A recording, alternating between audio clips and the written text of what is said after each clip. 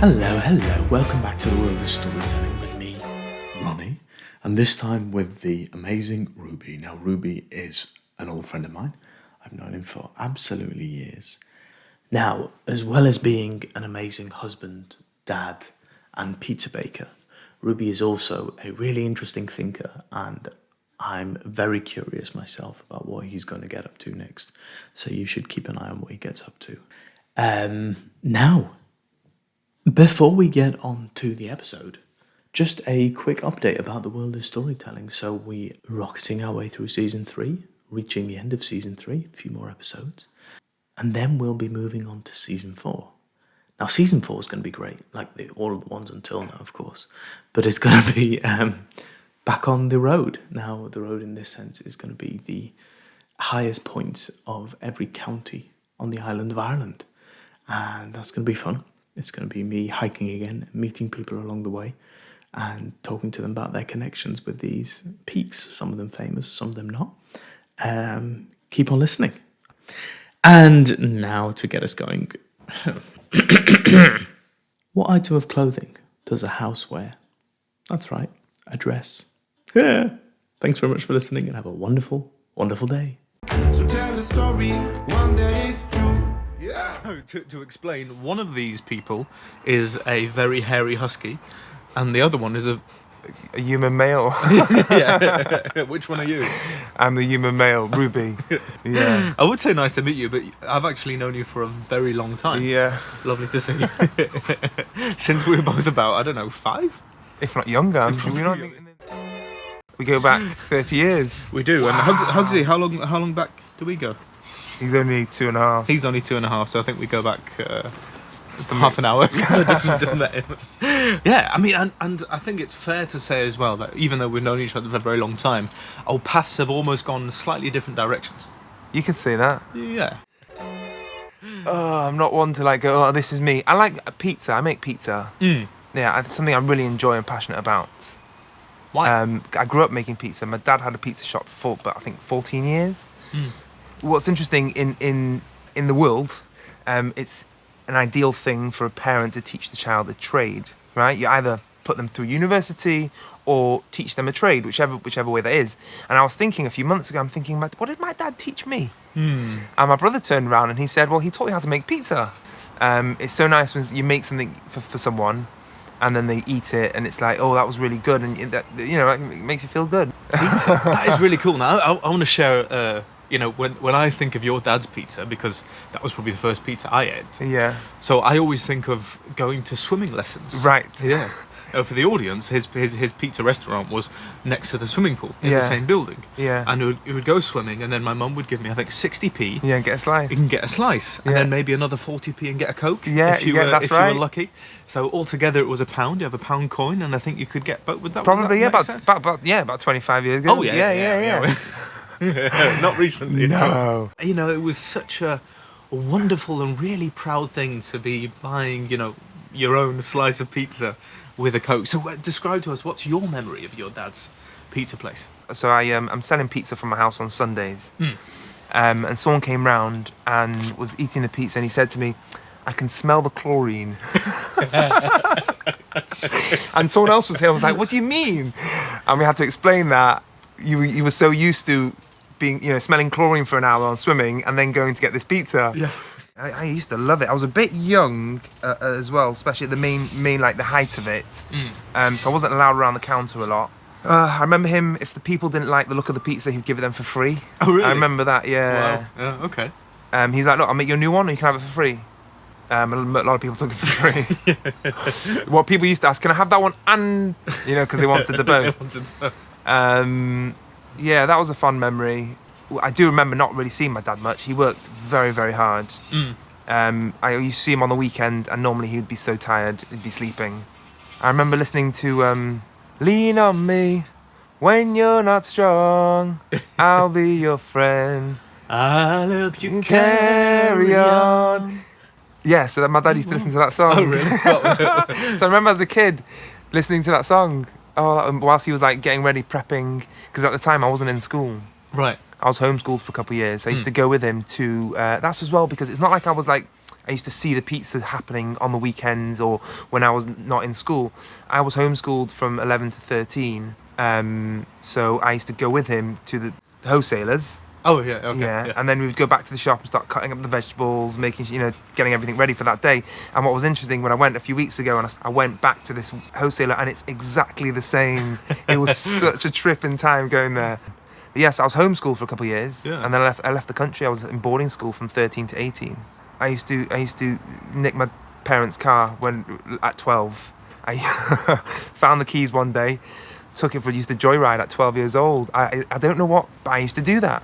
And nothing really could contain me. So that's my parents sent me to boarding school, which was hell at first, bullied a lot. But then after 6 months, I settled in. And after 2 years, I called my mum, I remember, and I said, thank you so much for sending me here, because I've learnt so much. I had to do my own laundry, had to make do, make it work out. And it did. Then I went to Israel for a couple of years. That was fun. And I came back, got my own place, got a job, got married, young. Crazy. I don't know how people let me do that. But then again, that worked out really well because of our fertility journey. If we didn't get married young and didn't have kids as soon as we did, then we probably wouldn't have been able to have kids. It's been a journey. You've been a dad for 10 years now, and you've been married for 12 years or something like that. Yeah, and coming up to 13. Yeah, in August. Yeah. And it seems like you've got a great marriage, and you're a great dad, and you're both great parents, and that's really, really cool. Yeah, it's an interesting story. Everyone has their challenges. Someone asked me years ago, when my wife was really, really ill, and I was like pretty much a single dad, but with an ill wife. Someone asked me why I stick around, and there was two answers, and that is, you get married because you want to be married, not because you want to marry the person that you're marrying. It is the partnership, but it's not so much always the person. So there's a much bigger picture, because sometimes that person's gonna really annoy you. Yeah. And if that person's annoying me, let's get rid of them and get someone else. The value is in the marriage, not always in the person. Okay. It changes. Yeah. You want it to be in the person, and that's something you work on. But when somebody's ill, your mindset and reason needs to come from somewhere else, because it gets really, really hard. So I turned around to him and I said, how do you know I'm staying married for her? I'm doing it for the kids, and that's the reason I needed to use at that time. Yeah. Thank God now she's doing really well, and that's a beautiful story. Yeah, it's been a journey, and I'm really lucky, because having a partner that I stuck by, and now having her stick by me, has really made me to the happiest I've ever been. And then once you get there, you're like, wow, this is so cool. And I didn't think I could be that happy. It's not, what do you call it, roses all the time. Yeah. The sunshine and roses all the time. That's life. For me, that moment was I think after my wife encouraged me to go for therapy, and I was really fighting it. I don't know why. And then I did it, and that helped me in a massive way. All hit together at the same time, and it was like the realization that I am loved, right, by my wife. Someone says I love you, but to really feel it and internalize it, I guess I struggled with that. So it was going to therapy, realizing that I'm loved, and being able to live in the moment and to appreciate the now.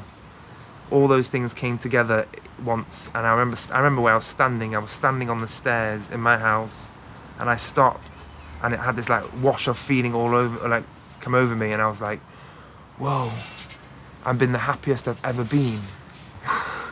I mean, it all came crashing down again, and then it went back up again. That's life. But being able to just reach that peak, that was something. So when I was 13, my mum sent me to a life coach. Oh, yeah? Yeah, okay. Yeah. Really interesting. And there's one line, he said, you've got to write it down, and you've got to write it with your left hand. Because it does something with the brain when you use your opposite, it uses the opposite side of the brain. Yeah. So he made me write this a few times. And that line, and one other line, I learned from a math teacher when I was in boarding school. Go on. So the line from the life coach was, if it is to be, it's up to me. And then the math teacher was an hilarious older guy. I was doing maths or whatever, and I'm like, oh, this is so unfair. And he'd be like, Ruben, life's unfair. Get over it. You know, it's just like, that's it. It was just that. And he used to say it a lot. And that really stuck in my head. So it makes a story about responsibility. And my little brother taught me this recently. Go on. And he's like, well, not taking on responsibility is the inability to respond. And sometimes when I'm not great with replying on messages. So I hear that line now in my head and I'm thinking, I have the ability to respond. Now respond. I think, never mind going to a life coach, I think you should be a life coach. Do you think so? I do, actually, yeah. That's the dog. And Hugsy should also be a life coach. Yeah, at some he's point. so calm. Do you know, we have people that come to the house that are so scared of dogs. Yeah. Little kids, you know, and they look at him, they're like, whoa, he's massive, he's a wolf. And then he just lies there and he's just chilled. Their fear of dog just disappears. So you think I should be a life coach? I do, yeah.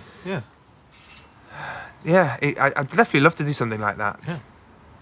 And maybe Helping that's via people. pizza. Or somehow including pizza. Including pizza, Yeah. or if it can include pizza, come for a pizza and some responsibility. Take responsibility for your own pizza. And your own life at the same Yeah, time. all the pieces of the pie. Hey, very good.